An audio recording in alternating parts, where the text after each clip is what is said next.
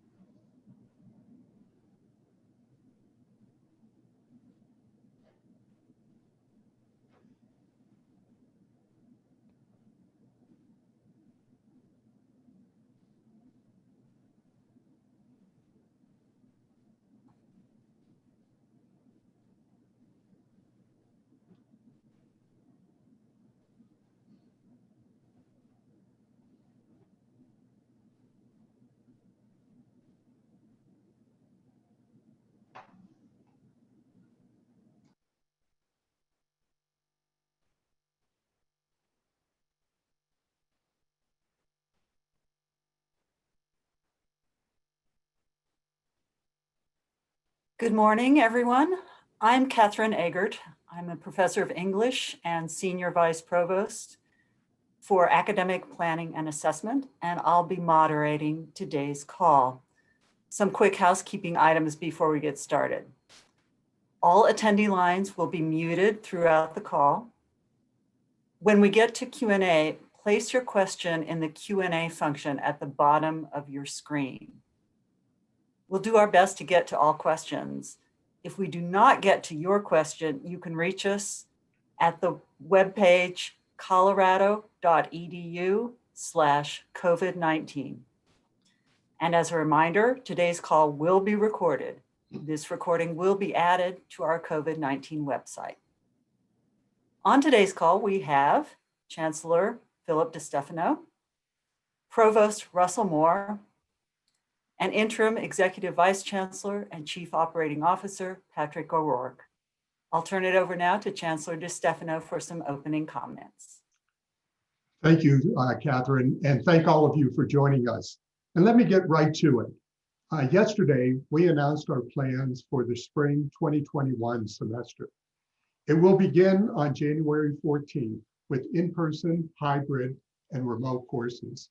There will be key updates to our learning and our on-campus experience, drawing on lessons we've learned this past semester. Instead of spring break, we are starting the semester 3 days later than originally planned, and we'll be offering a day off in February and one in March in an effort to prevent the potential spread of COVID-19 while providing short wellness breaks for students during the semester. Opting out of spring break was a difficult decision. However, it was made with the health and safety of our community in mind. We are still offering a world-class education in one of the best college towns in America, with housing and dining options and access to COVID-19 testing. We believe, however, that the decisions we've made for next semester will improve the academic and the on-campus experience for our students, for our faculty, and for our staff. We will provide the educational, social, and health and wellness support needed for a successful and enjoyable spring semester. Specifically, $1.8 million in additional funding will be allocated for mental health services. That means at least 13 more counselors over the next 4 years, and will be added to our schools and colleges. And we will be more intentional in our efforts to support students from historically marginalized communities. We have additional key updates on our website, from dates to instruction updates to programming and public health guidelines at colorado.edu/COVID-19. Like every university in the country, we know we cannot deliver the full traditional college experience we all want and deserve. But we have worked hard to make it as engaging, safe, valuable, and even fun as possible. We will do our best to be more consistent in our modes of instruction with greater flexibility for faculty and students. Part of this is streaming our communications, which will effectively reduce the volume. We could all use a little more time not thinking about the pandemic. We will have better in-person dining and social activities, including options for individuals to reserve in-person dining. The size of the group that will be able to dine together will be tied to local public health requirements and are dependent upon maintaining low rates of COVID-19 infection. We will have more resources for isolation support. We are expanding testing. This semester, we've added 600 monitoring tests a day that are available to our students who live off campus and to our faculty and staff. This is in addition to the monitoring in place since the beginning of the semester for all of our on-campus students. And we will continue to lay out details about our public health expectations and be as transparent as possible as we make decisions. Thank you again for joining us. I think these events are crucial during this difficult time. It's more important than ever that we continue, I should say, to engage directly. And now back to you, Catherine.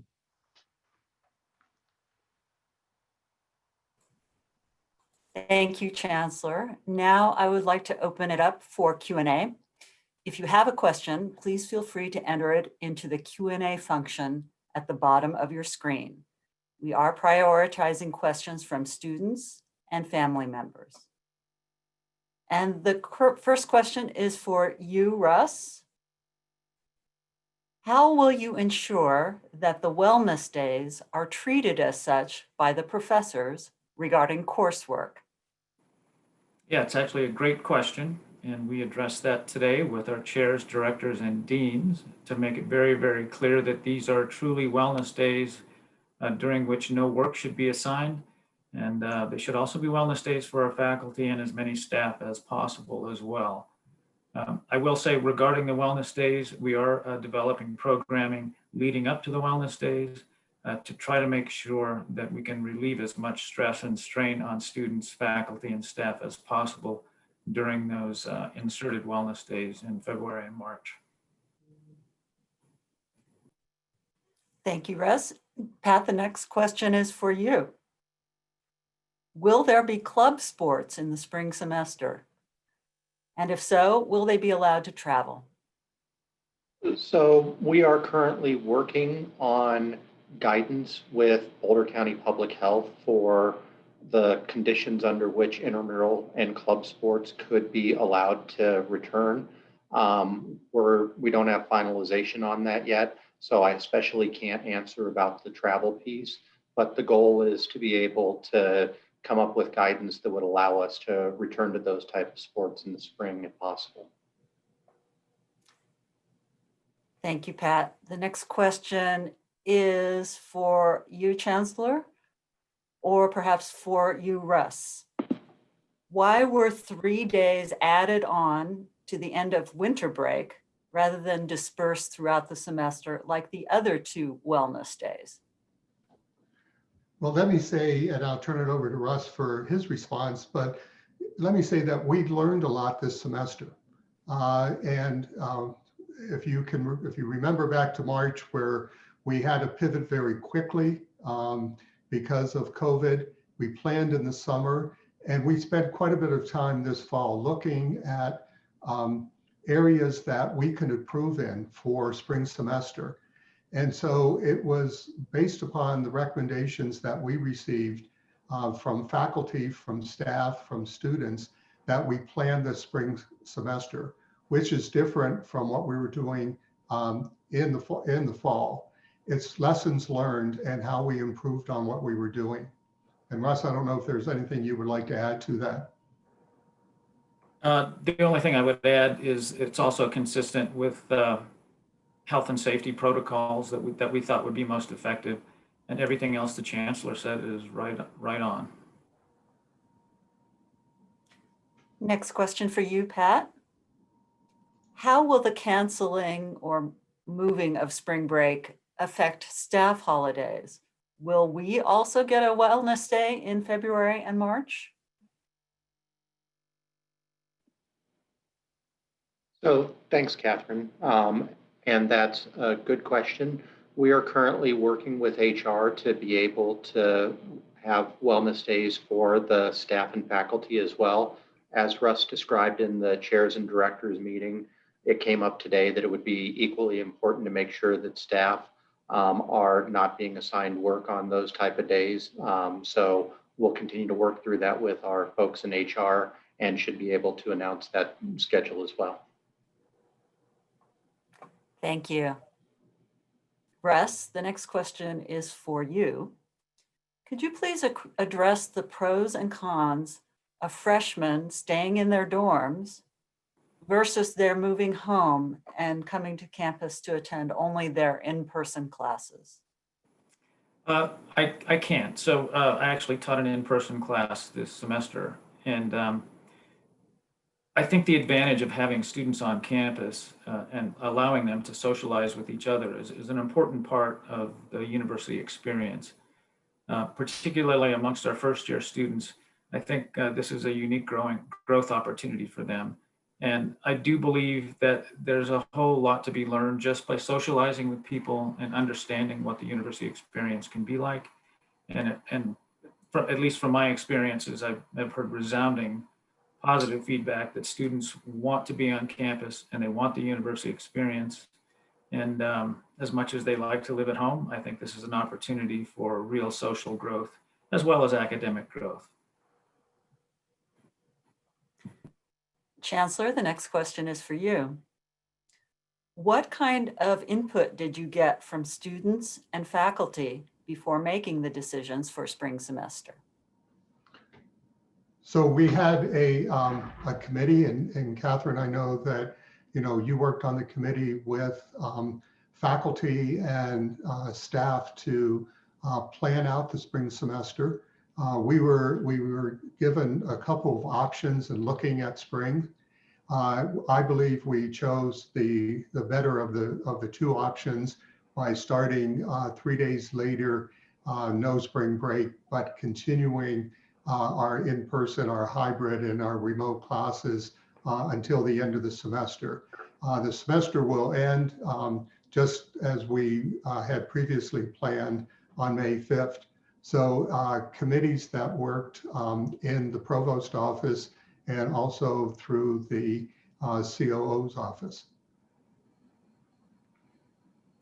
Thank you, Chancellor. And I can also add that our committee included representation from the graduate student government and from the undergraduate student government, CUSG.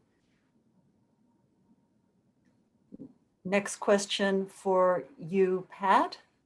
Will PCR tests be required for students returning for the spring semester? So we are working on the testing protocols.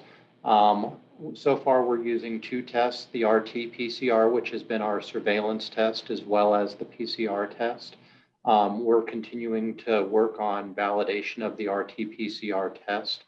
What we will know is that either if that test is validated, we'll use that test as part of the move-in process for diagnostic purposes, or the PCR test as one of the things we'll use in order to have people return in the fall semester. But irrespective of which test is used, we will want to make sure that people are tested upon the return so that we can keep the community safe. Thank you.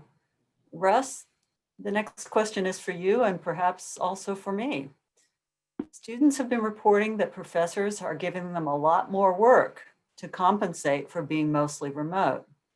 What can be done about workload, given that remote learning is so taxing, while also keeping standards in mind?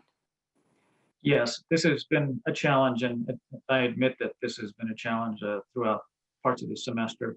But again, once again, serendipitously, we had a meeting with chairs and directors this morning to try to make sure that they're communicating very clearly to their faculty that because a modality may be remote, that they shouldn't just pile on more and more work. We had a very good response from our chairs and directors this morning, and I'm confident that as we build this into the expectations for the spring semester, that we won't have this kind of anomaly that has showed up over the fall semester. And this is in the category of things we're learning along the way, and I think we can have an improved experience for the spring. And I know, Catherine, you've been at the center of a lot of these discussions as well, so I'll yield to you. I'll just add to Russ's comments that we have also encouraged faculty to examine their syllabuses for this semester, for the fall semester, and make sure that they have not increased their assignments or expectations from their typical teaching of that course. The next question, I think, is for me. How will the new hybrid model in the spring work for students who are staying at home or need to be remote? So we will continue to offer a number of classes, either remote, which is asynchronous teaching, or fully online, that is to say students can take the class at any time of day. There will be opportunities then for students to consult with their advisors in order to make sure that they can set up a class schedule that suits their needs if they need to be remote. The class schedule with class instruction modes will be published on November 2nd. Registration begins on November 9th. And that will give students some time to contemplate their options and consult with their academic advisors. Our next question is for Russ and for Pat. Did you consider students' mental health regarding decisions around spring break? Yes, we most certainly did. And this is why making decisions to deviate from our pre-COVID mode of operations are often so difficult. It's a balance between providing physical health and safety from COVID-19 and the very well recognized stresses and strains that students, faculty, and staff are actually suffering because of this huge change. Again, I think it's very important to know that in our programming and planning for the spring, we're making very intentional efforts to provide more social activities and more activities and interventions with our faculty to allow for them to provide co-curricular experiences that would hopefully alleviate the stresses and strains of the isolation that I admit people have endured for parts of this fall semester. Pat, I'll kick it over to you now. So I'll follow up on what Russ was just describing, and that definitely was part of our thinking. Obviously, the spring break decision was driven in large part by a need to be able to maintain the physical safety of the campus.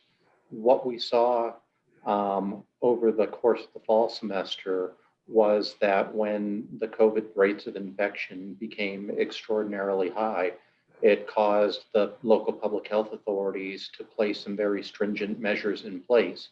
And that as much as anything else, those were very burdensome on everyone's mental health in the university community. In order to be able to protect the physical health and avoid those type of restrictions possibly coming back into place. And it was really prevalently recognized not only by us, but by the majority of schools across the country that are similar to us, that spring break constitutes a significant risk of having students from across the country gather in localities and do so in a way that could spread infection and result in those type of orders, including inability to travel for any purpose that would be very, very, very taxing on mental health.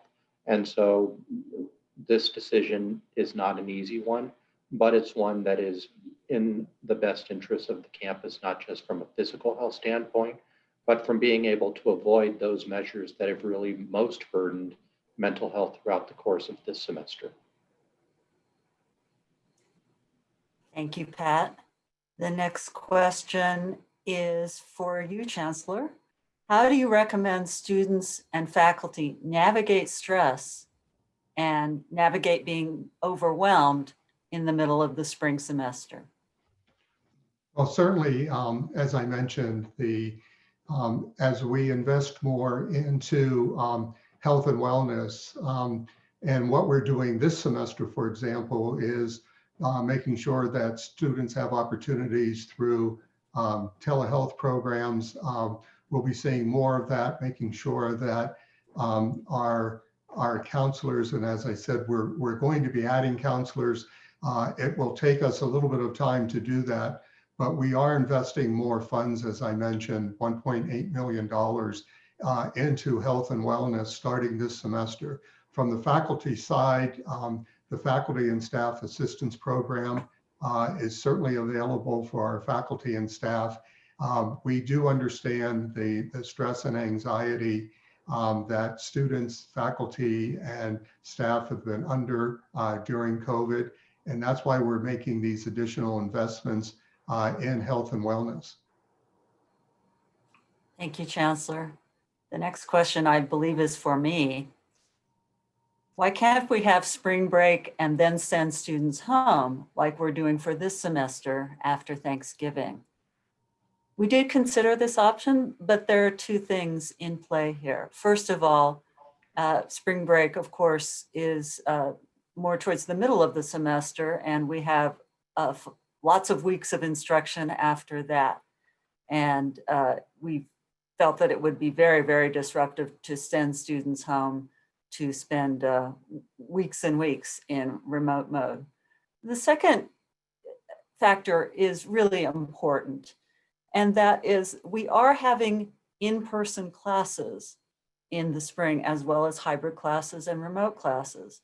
When a student signs up for an in-person class, they should be able to have an in-person class. And a faculty member who is teaching in person should be able to teach in person and not to have to change modes of instruction. Pedagogically, that's problematic for both faculty and students. So we want to make sure that in-person classes are in person for as much of the semester as we possibly can make it. The next question is for you, Russ. Will there be more in-person classes this spring? That's our hope and our expectation. My understanding from, we haven't finalized the exact spring schedule, but my understanding is that there may be actually more in-person offerings. And I think this is an area that you're probably more tuned into than I, Catherine, so maybe I'll put that over to you. Yeah, so our initial scheduling shows that we do have a significantly larger number of classes being offered in person for the spring. We'll have firm figures on that as we finalize those instructional modes in the next week before students have access to the spring schedule. Russ, another question for you. Can students living in the dorms leave their belongings behind, their books, their bedding, etc., in their rooms over winter break? The answer is yes. I do want to be very clear, though, if they won't be able to access their dorm rooms over the break. So if there are important items that they need to bring with them so that they can have a meaningful and excellent winter break, that they should take those things with them. For example, don't forget your car keys or your passport or things like that that you might need when you go home for the holidays. And as a follow-up to that, what is the earliest date in the spring semester for students moving in? So we'll have a specific move-in schedule. I think students who need to come early should work with housing to make sure that they can move in. We will have a phased move-in that will be required in order for us to be able to test our students as they come back to campus.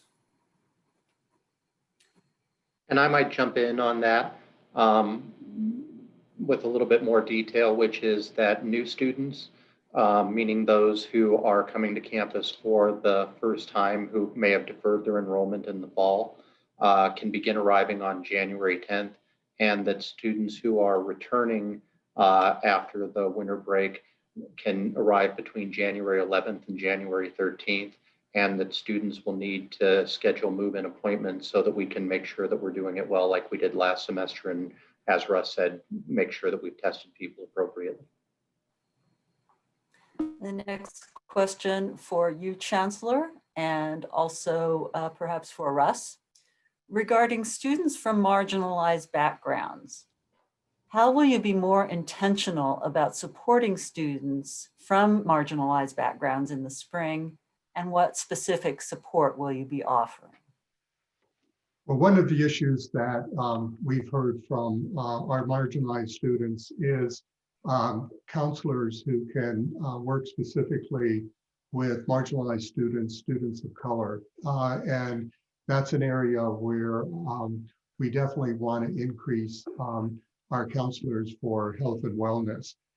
We continue to meet with faculty and staff and students of color as we work towards spring semester to make sure that we're providing the necessary programs and resources needed for their success.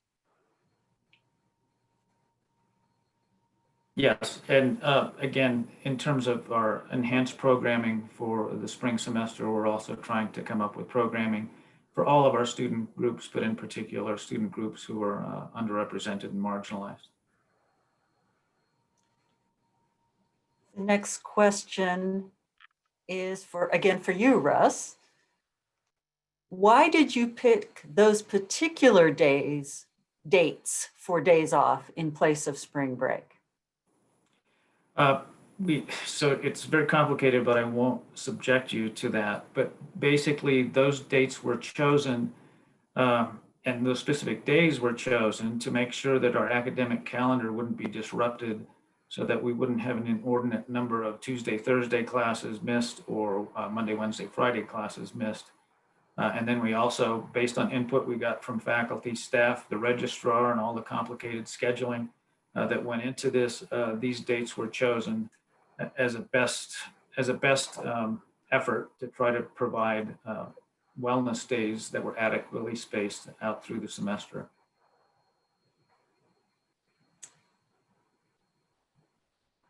I'll stick with you, Russ, but this is probably also for me.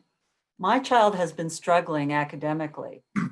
How will the university ensure students are receiving the proper education from their teachers and have access to tutoring? Yeah, that's a great question. And I do know that this has been particularly stressful for some students. My advice would be to make sure that the students connect with their advisors, to feel free to reach out to their professors to get the kind of help that they need along the way. We also have, for other kinds of student concerns, we have a student of concern organization in the student affairs, and they should contact the students of concern group so that they can get the resources they need, ranging from mental health resources to tutoring to all sorts of advising. I know it's sometimes difficult for first year students to feel that they have license to contact faculty members and people, but as a faculty member, we really invite people to reach out to us. The most important thing to us is the success of our students. And I know, Catherine, you've been working a lot on this as well. Yes, I would only add that academic advisors are a wonderful one-stop shopping for these issues. They can direct students to tutoring resources. They can advocate for the student with a professor if the student is uncomfortable reaching out to the professor, or if the student feels like their questions aren't getting through for some reason. So academic advisors are a first place of consultation, and they can help all the way along. Question for you, Chancellor. You said, quote, "We know we won't be able to deliver the full traditional college experience you want and deserve. So why will I still be paying the same amount? Well, think about this, that in the last 3 years, we've not increased tuition here at the University of Colorado Boulder. And also we have the guaranteed tuition, which we've honored during the pandemic when other institutions around the country are raising tuition. And so we've kept our tuition flat. We've kept the guaranteed tuition as part of a way of keeping costs down. When I think about the full college experience, I look at, for example, just up until recently, students couldn't gather more. At one point it was just two students at a time, and then 4. And now with the latest from our Boulder County Public Health, we have changed to, again, 10 students. We've been able to provide some experience outside of the classroom for our students, especially those living in the residence halls, but they're not the same that they were prior to COVID. The educational experience, however, that everyone's getting, either through their in-person, their hybrid or remote, is still of a high quality. And that's where your tuition dollars goes to. They go to the faculty, they go to operating the university. And so the education that our students are getting without increases in tuition, I believe is still of a high quality. It's those extracurricular activities that college students are used to that cannot be provided at any university because of COVID. Pat, a question for you. Are COVID tests open to everyone with no questions asked? So that answer is an absolute yes. We do have specific testing protocols for students who are living in the residence halls, but each day for CU students, faculty, and staff, as the Chancellor mentioned earlier, we have 600 tests that are available. Those are available at the University Memorial Center or the Seek building, and all it requires is a Buff1 card, and that test is available to anyone who would like one. And more importantly, we really encourage people to do it. The best early detection mechanism that we have for COVID in our community is for people to engage in that type of testing. And so having worked to be able to make sure that those are available, strongly encourage anyone who's on the call, as well as the parents who are there, please ask your students, your off-campus students, to go and get a test.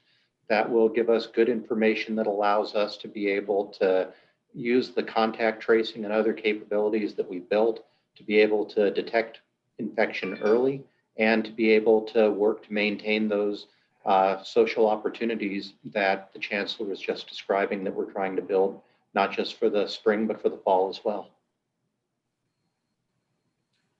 Russ, a question for you, and this is about dining. What plans, if any, are in place to improve dining options, variety, and quality during the spring semester? Yes, so we are making plans to improve our dining, in-person dining experiences. A lot of this has to do with work that we've done with the county and gaining exceptions and the ability to have COVID-safe dining options throughout the spring semester. So we've been working with the Student Affairs Housing and Dining Group to make sure that we can provide good menu options and good either takeout or dining in person opportunities that can be available to all of our students who have meal plans. Chancellor, another question for you. And this is about graduation. Will there be a spring graduation ceremony? At this point, it's really too early for us to make that decision. We certainly hope that we can do some sort of graduation ceremony in May, but we definitely will have to wait and see how we're doing from the standpoint of COVID. As you know, last year, graduation had to be completely virtual. We're planning a couple of options now, some in person, some virtual, but we won't know until later, early in the spring semester to make that decision.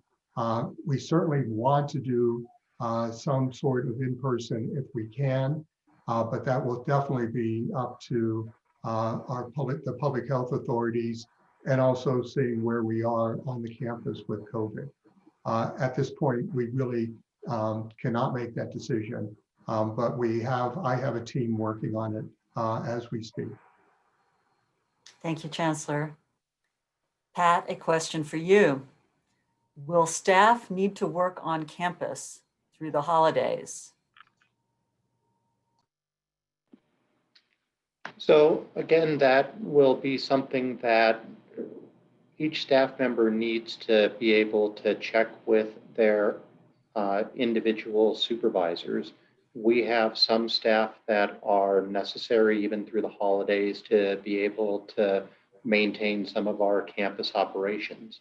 But we know that after the students leave for the semester, that other staff won't be necessary in order to be able to do that. So the answer, I wish I could give a better one than it depends, but this is really something we need to look at on a unit by unit basis in order to be able to make that determination, but that we're not going to ask staff to be on campus unless doing so really is necessary in order to perform job duties that are required during that period of time. Russ, a question for you. Are there any measures being taken to help support the veteran population? By starting 3 days later, I'm now going to receive 10% less of my housing allowance from the VA, 3 days out of 30. Great question. So what I would encourage our veteran students to do is to contact the Veterans and Military Affairs Office, and they should be able to help our veteran students work through these kinds of issues. I can't speak directly for what kind of latitude they have in working with these stipends, but please do contact our Veterans and Military Affairs Office to get help and guidance in that regard. Thank you, Russ. Pat, a question for you. There is a decline in the number of daily monitoring tests being administered compared to September. What attributes for this decline in campus monitoring testing? So there's several things that may be contributing to it. First is that we did have a significant number of students leave campus and return to their communities of origin. That reduced our overall testing population significantly. The other thing that we had was that in the period of time in which COVID spiked, there were well over 1,000 students who tested positive from COVID. Once you have that occur, those students are removed from the testing protocols for a period of 90 days because testing during that period isn't effective and can result in false positivity. So it's really the combination of those factors that has affected the number of tests that are being run in the community. But as I said earlier, we want to run more tests.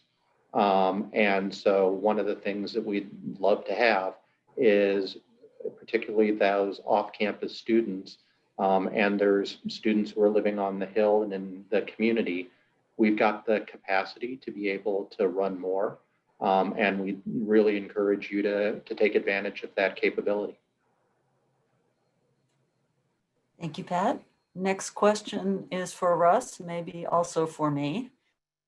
Regarding the wellness days in the spring semester, how will you enforce faculty not assigning work during those wellness days? We will repeatedly communicate with both faculty and their department chairs and their directors to make sure that that doesn't happen.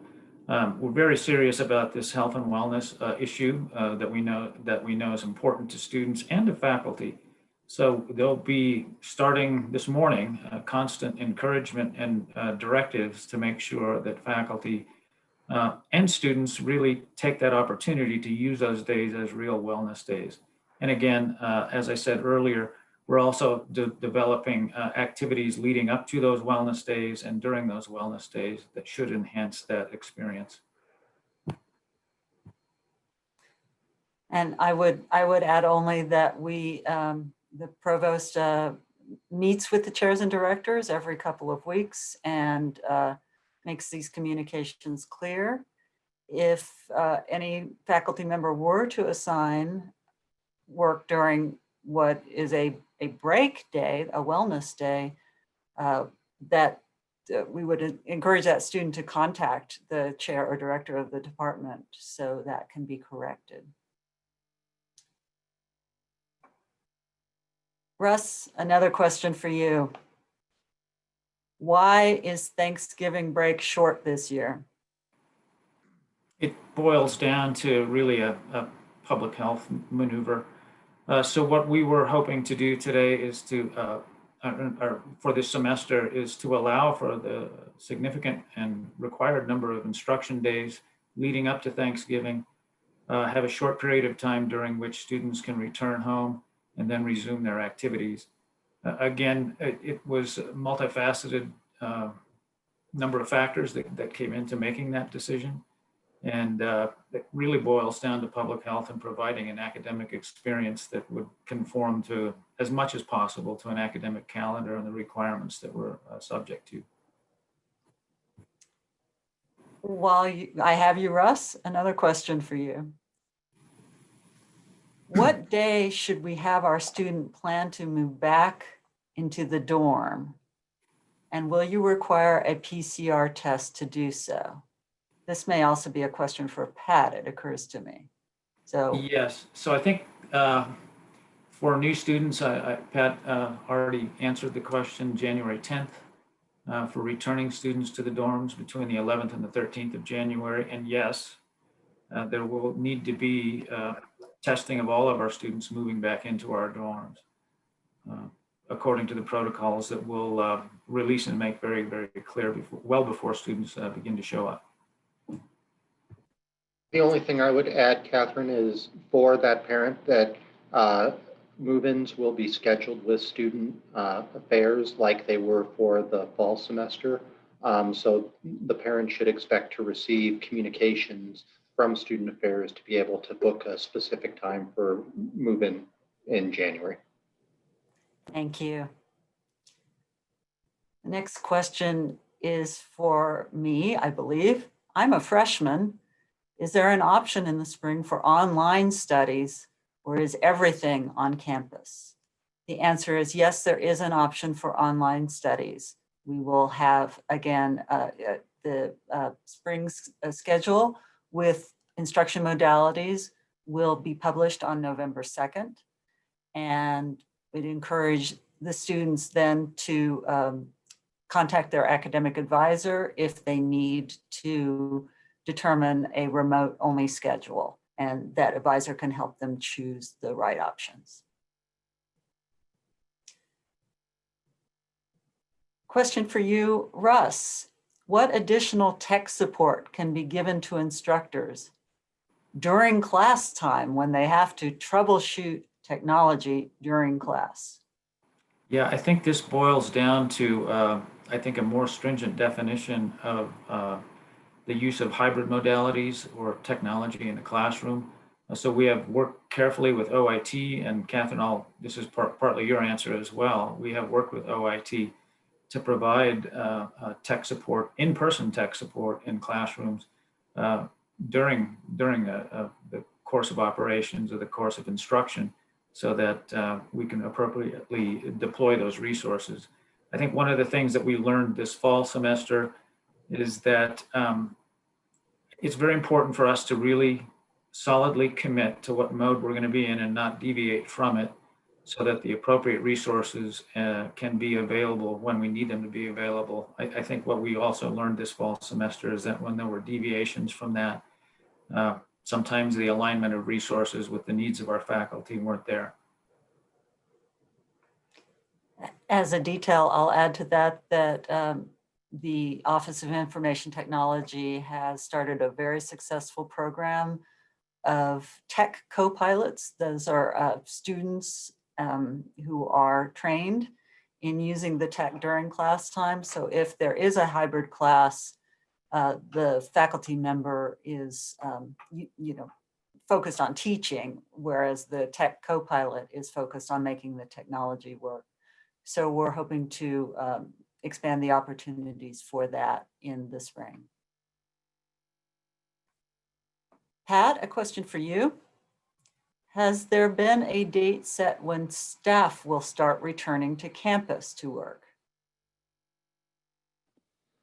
So that will be something, again, that we want to make sure is done by individual units.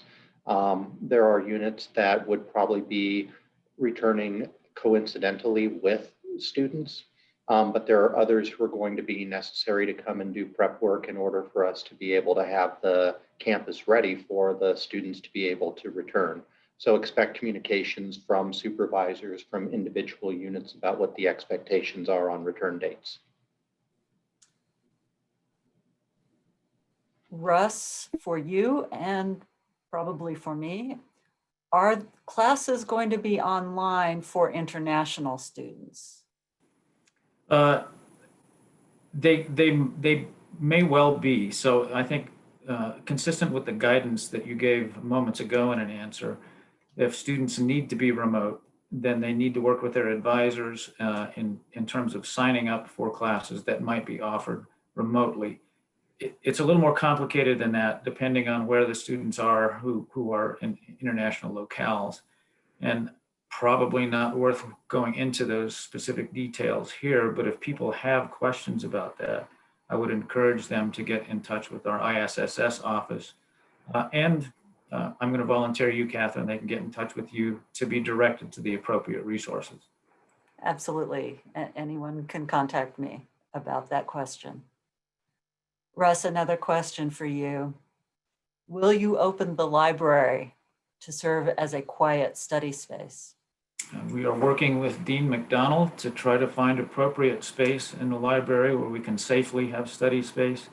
And in addition, we're trying to locate more accessible spaces on campus where students can safely study and engage in their academic coursework. So I realize this is going to have to be a high priority for the spring.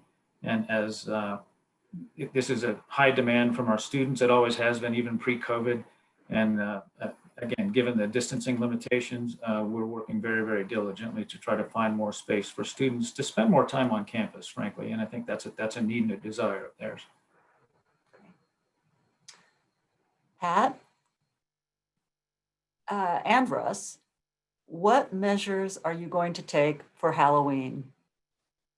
Is there going to be any alternative Halloween programming instead of parties? So that is a question that I really appreciate. So the Student Affairs is working on a number of Halloween programs for the next week, and they're actually developing those right now. Those will include gatherings to be able to watch scary movies. It will have some activity-based communities, pumpkin patch. But this is one of our big risk periods of time. We know that Halloween has been a traditional date when students like to be able to have parties. We've just gone through a period where with Boulder County Public Health, they've moved us back to what they have called baseline, based upon the number of infections in the 18 to 22-year-old population.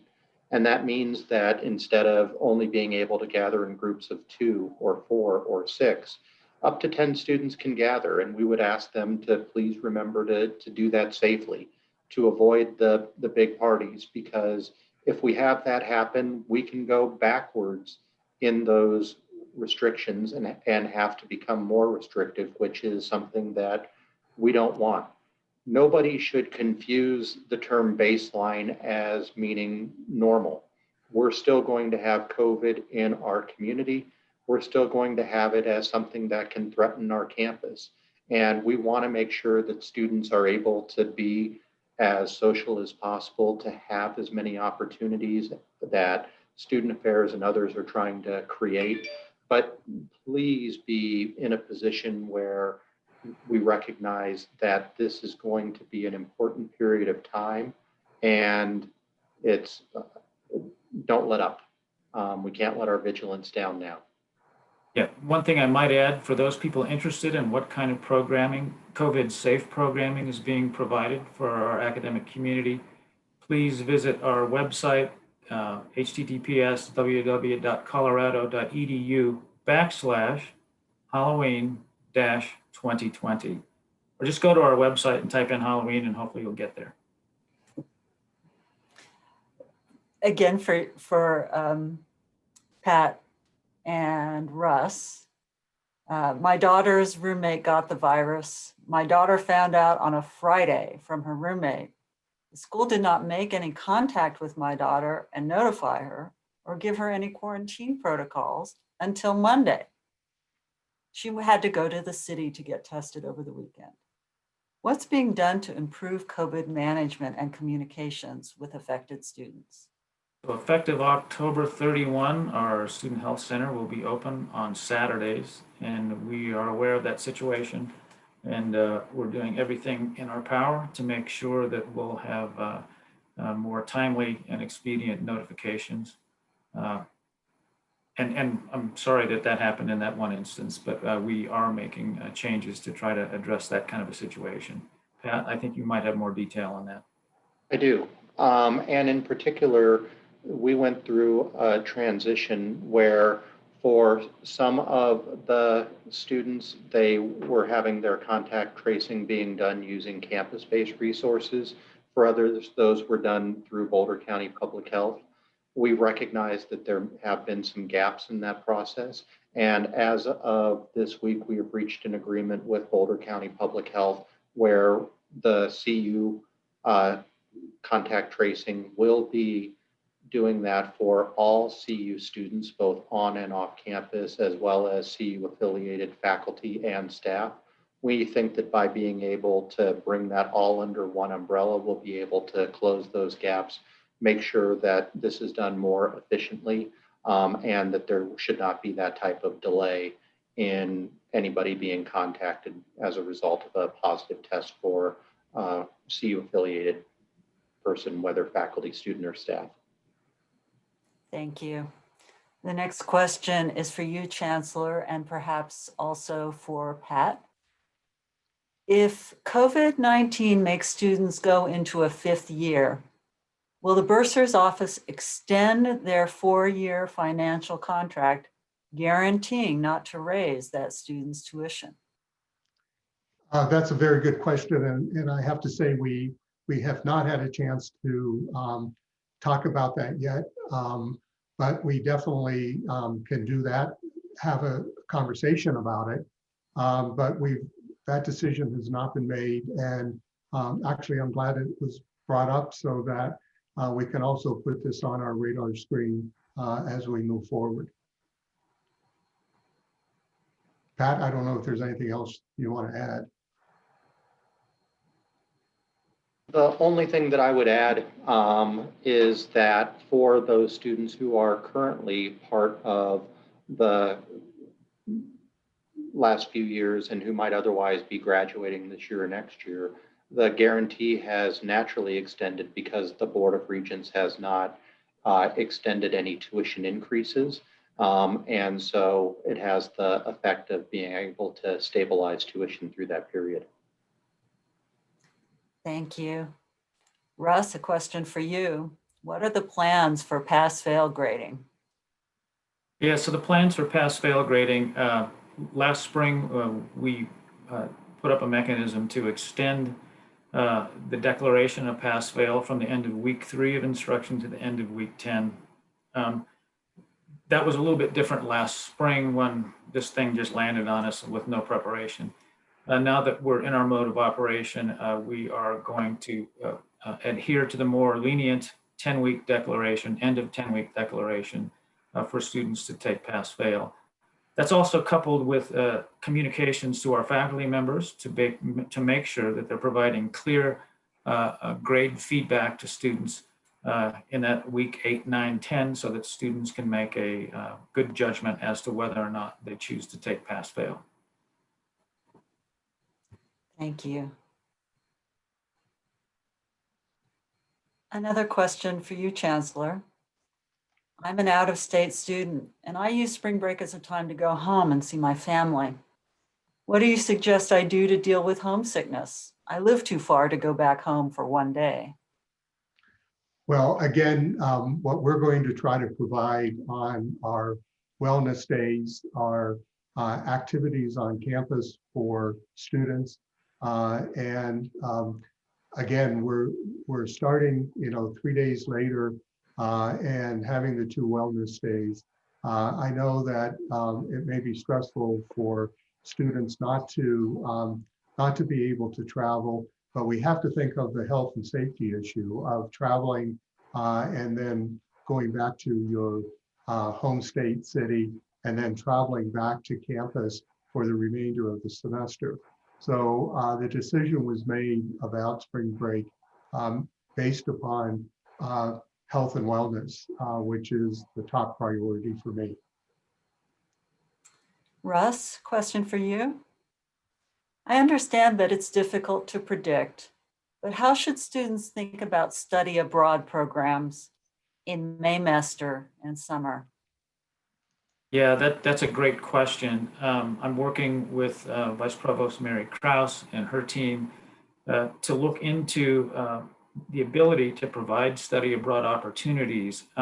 In that window coming into Maymester and summer, I wish I had a crystal ball that would allow me to say that we would be able to do that. We're making initial preparations and looking into what it would take to actually redeploy our study abroad opportunities. But again, we have our internal constraints as well as external constraints in terms of travel limitations that are not only domestic, but that are international. So we're trying to gauge that as much as possible and anticipate what we might be able to do.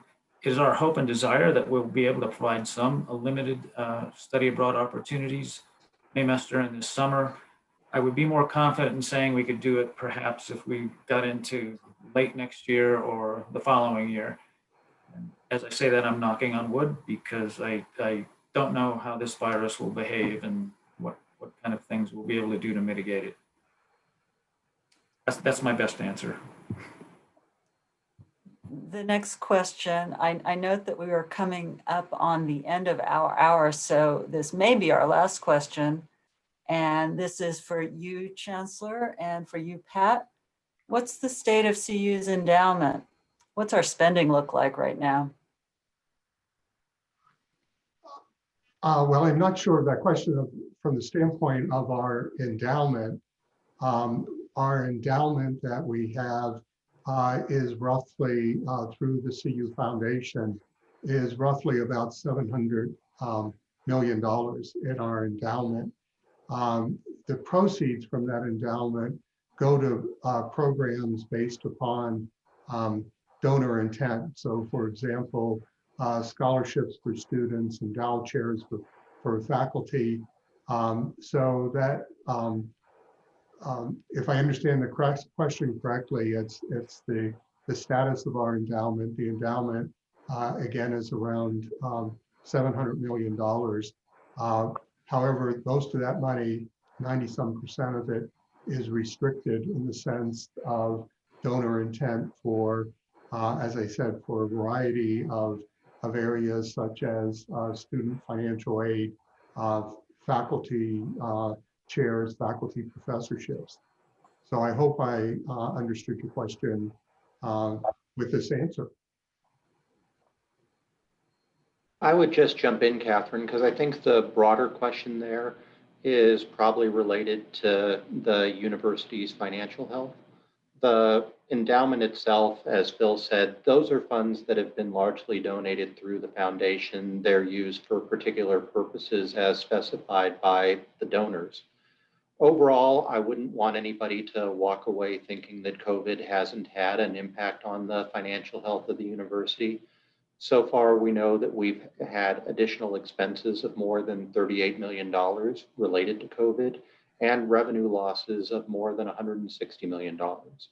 That is one of the things why when we've been asked questions about tuition refunds and others, we've incurred a lot of expense in order to try to make the campus as safe as possible and to be able to continue the continuity of educational experiences with the faculty that we have.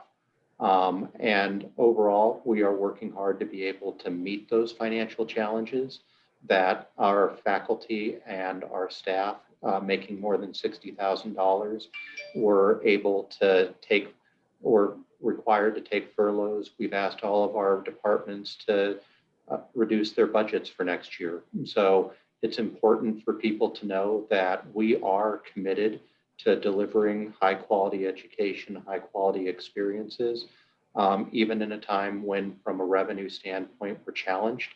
But it's really important for people to know that we're committed to making it through COVID and doing the right things for our students, faculty, and staff.